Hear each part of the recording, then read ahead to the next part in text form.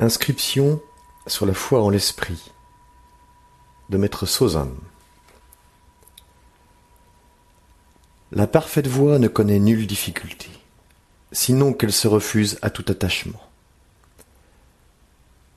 Ce n'est qu'une fois libérée de la haine et de l'amour qu'elle se révèle pleinement et sans masque.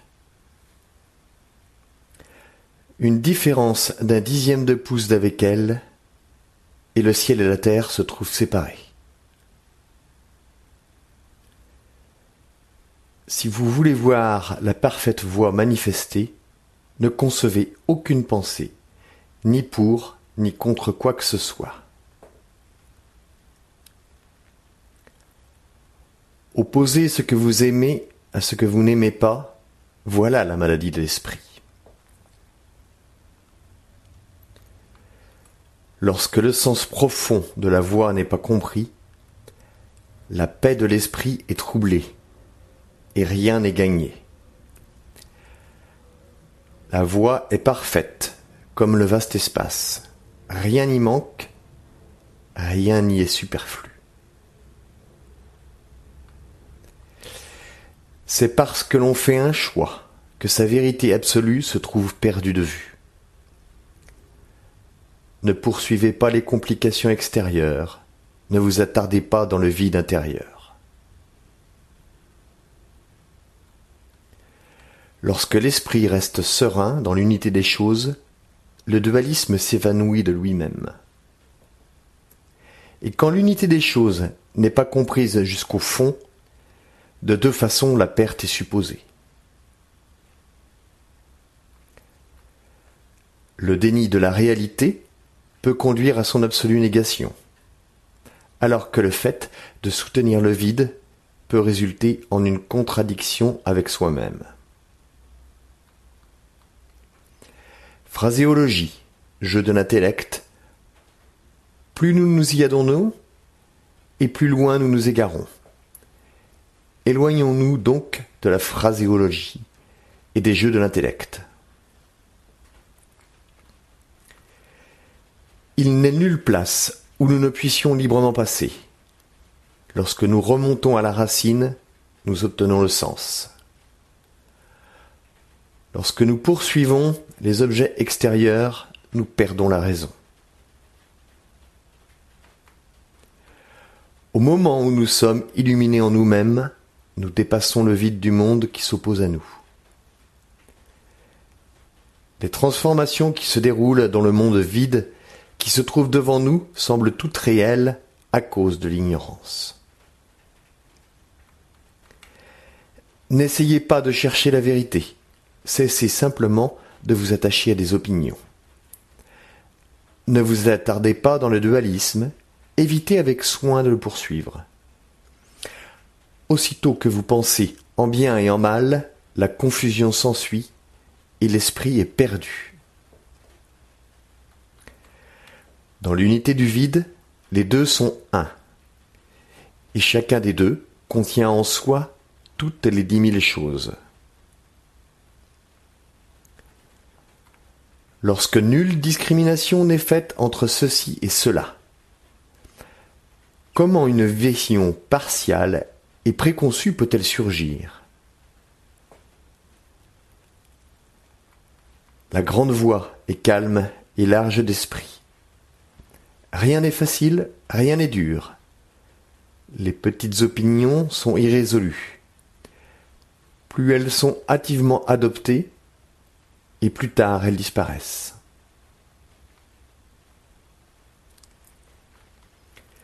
L'attachement passionnel ne reste jamais dans de justes limites. Il est sûr de se lancer dans la fausse voie. Lâchez prise, laissez les choses comme elles sont, leur essence ne part et ne subsiste pas. Obéissez à la nature des choses, et vous êtes en accord avec la voie, calme, détendu, exempt de tout ennui. Mais quand vos pensées sont liées, vous vous détournez de la vérité. Elles deviennent plus lourdes, plus sombres, et cessent d'être saines. Et lorsqu'elles ne sont pas saines, l'âme est troublée. Quel avantage y a-t-il à avoir l'esprit partial et préconçu? Si vous désirez parcourir le chemin du grand véhicule, n'ayez aucun préjugé contre les 6 objets des sens. Lorsque vous n'aurez plus de préjugés contre les 6 objets des sens, vous vous identifierez à votre tour avec l'illumination. Les sages sont non agissants, alors que les ignorants s'enchaînent eux-mêmes.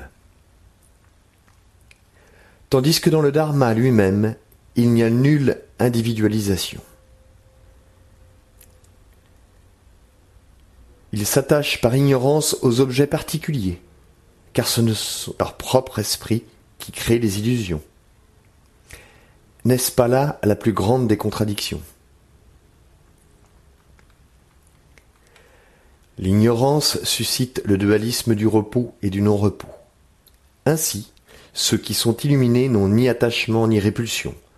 Toutes les formes du dualisme, c'est l'esprit lui-même qui les invente par ignorance.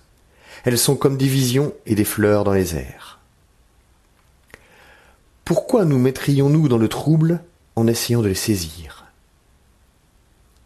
Gain et perte, justice et injustice, qu'ils disparaissent une fois pour toutes. Si un œil ne tombe jamais endormi, tous les rêves cesseront d'eux-mêmes. Si l'esprit conserve son unité, les 10 000 choses sont d'une seule et même essence. Lorsque le profond mystère de cette essence est sondé, d'un seul coup, nous oublions les complications extérieures.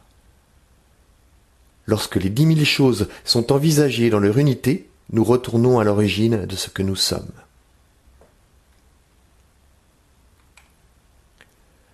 L'ultime but des choses, là où elles ne veulent pas aller plus loin, n'est pas limité par les règles et les mesures. L'esprit en harmonie avec la voix est le principe d'identité dans un état de quiétude. Les irrésolutions sont complètement chassées, et la juste confiance est restaurée dans sa droiture originelle. Rien n'est retenu maintenant. Il n'est plus rien dont on doive se souvenir. Tout est vide, limpide, et porte en soi un principe d'illumination. Il n'y a pas de tâche, pas d'effort, ni de gaspillage d'énergie. Voici où la pensée ne parvient jamais. Voici où l'imagination ne parvient pas à évoluer, dans le plus haut royaume de l'essence vraie. Il n'y a ni autre, ni soi. Lorsqu'on réclame une identification directe, nous ne pouvons que dire « pas d'eux ». Et n'étant pas d'eux, tout est le même. Et tout ce qui s'y trouve compris dans le quartier des terres. Tous les sages entrent dans cette confiance absolue. Cette confiance absolue est au-delà du temps et de l'espace.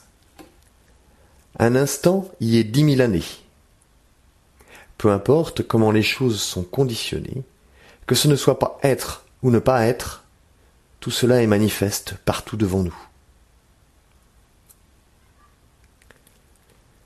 L'infiniment petit est aussi vaste que peut être l'immensité, lorsque les conditions extérieures sont oubliées. L'infiniment grand est aussi petit que l'infiniment petit peut l'être. Lorsque les limites objectives sont reléguées hors de la vue, ce qui est la même chose que ce qui n'est pas. Ce qui n'est pas est la même chose que ce qui est. Lorsque cet état de choses manque de se produire, ne vous attardez surtout pas. Un en tout, tout en un. Si seulement cela est réalisé, ne vous tourmentez plus alors sur vos imperfections. L'esprit confiant n'est pas divisé, et indivisé est l'esprit confiant. C'est là que les mots sont impuissants, car cela n'est ni du passé, ni du futur, ni du présent. Aussi, nous ne pouvons pas dire « pas de dualité ».